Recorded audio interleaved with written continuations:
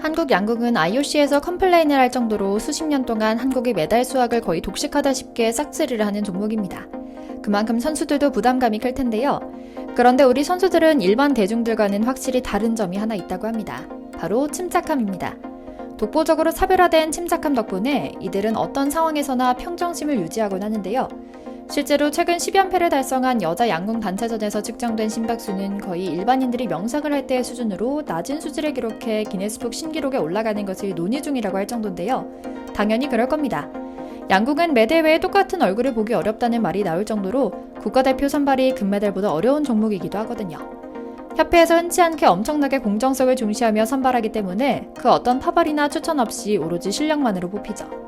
실제로 도쿄올림픽에서 단일 경기에 금메달을 3개나 딴 안산 선수가 이번 대회에는 국가대표로 선발되지 못한 것만 봐도 보증할 수 있죠.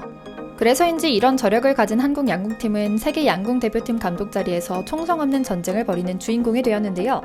자연히 많은 나라들은 한국 대표팀 감독을 영입하기 위해 꾸준히 투자해왔고 그 중에서도 특히 중국은 한국인 감독을 찾는 단골 손님으로 유명합니다. 사실 중국은 다른 나라의 기술을 훔치고 그 후에 토사구팽하는 일에 일가견이 있는 나라죠.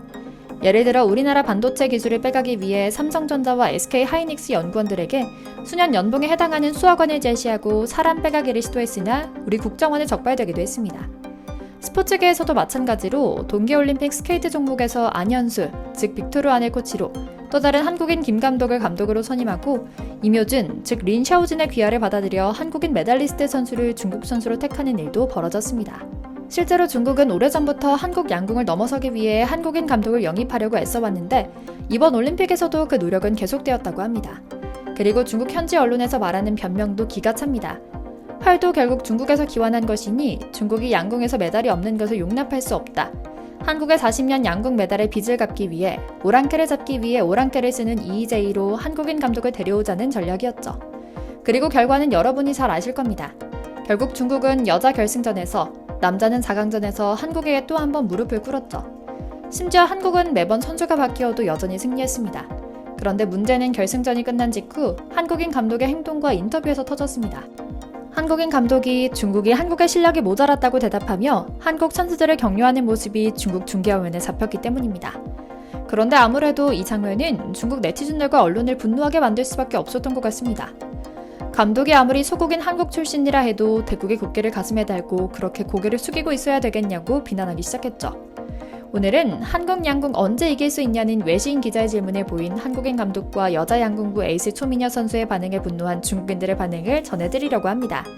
먼저 잠시 저희 광화문 브리핑 채널 구독 설정도 부탁드립니다. 중국 대표팀 에이스이자 초미녀로 유명세를 떨친 리자만이 한국을 언제쯤 이길 수 있다고 보나 라는 서양인 외신 기자의 질문에 답한 발언이 화제입니다.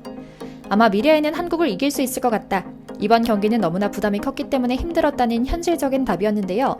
중국 여자 대표팀은 나폴레옹이 묻힌 무덤인 앵발리드 앞에 깔린 양궁 경기장에서 결국 또다시 결승전 진출의 기쁨이 차 가시기도 전 태극 공사들의 벽에 가로막혔습니다. 임시현, 남수연, 전훈영이 올림픽 10연패라는 신화를 쓰는 순간 중국 선수들과 코치진 모두가 또다시 고개를 숙이는 장면이 글로벌 토픽으로 떠올랐을 정도로 통쾌한 순간이었는데요. 그래도 놀랍게도 중국은 역대 올림픽 여자 단체전에서 한국의 가장 강력한 맞수로 떠올랐습니다. 2024 파리올림픽을 포함해 금메달로 향하는 마지막 관문에는 늘 중국이 버티고 있을 정도로 기량을 많이 끌어올렸거든요. 한국과 중국은 10번의 결승전에서 무려 5번이나 만났는데 다행히 아직까지 모두 한국이 이겼습니다. 1992년 바르셀로나 올림픽 결승에서 처음 맞붙었는데 이번이 5째 대결이었던 건데요. 한국 대표팀에게는 이번 올림픽에서 10연패를 달성해야 한다는 심적 부담감을, 중국에게는 이번에야말로 한국을 넘어서고 공안증을 극복하겠다는 부담감을 안고 출전해야만 했던 소위 빡센 경기였다고 하죠. 앞서 소개해드린 중국 선수 리지아만이 이번 대회가 끝난 직후 부담감을 언급한 이유는 또 있습니다. 올해 국제대회 성적만 놓고 보면 중국이 한국을 근소하게 앞설 정도로 이제는 됐다는 중국인들의 기대를 한몸에 받았기 때문인데요.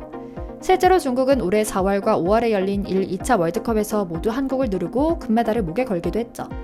실제로 결승전에서 만난 두 팀은 정말 근소한 차이밖에 나지 않을 정도로 한국인 감독들이 많은 기술을 전수했다는 게 느껴졌습니다. 한국팀 세 선수는 축구의 승부차기 격인 슈토프까지 가는 접전 끝에 만리장성을 넘어서고야 말았는데요. 총 2세트씩 주고받은 양 팀은 마지막 3발을 쐈고 결과는 29점을 따낸 한국이 중국의 27점을 간발의 차로 앞섰죠. 당초 점수는 27점으로 같았지만 심판들의 재심 결과 전운영과 임시연의 9점이 10점 관역에 걸친 것으로 확인돼 극적인 승부를 가르고 승리했던 것이죠. 하지만 우리 한국인 감독 밑에서 지도받은 중국인 선수들은 그래도 품격이 좀 달랐던 것은 사실입니다. 보통의 중국인 선수들이나 코치들은 이렇게 판정이 번복되면 길길이 날뛰며 국제협회에 제소하거나 소리를 고래고래 지르고 애국가가 연주되는데 중국어로 소리 지르는 못 배운 모습을 보이는데요.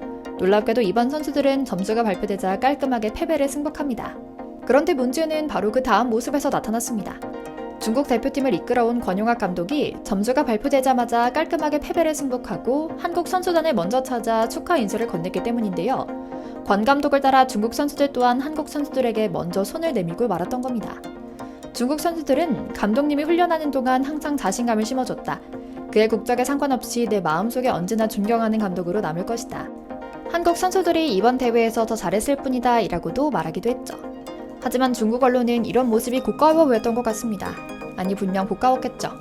중국인도 아닌 사람이 감독으로 앉아서 어린 선수들의 세뇌에 한국인들에게 고개 숙이게 만들었으니 말입니다.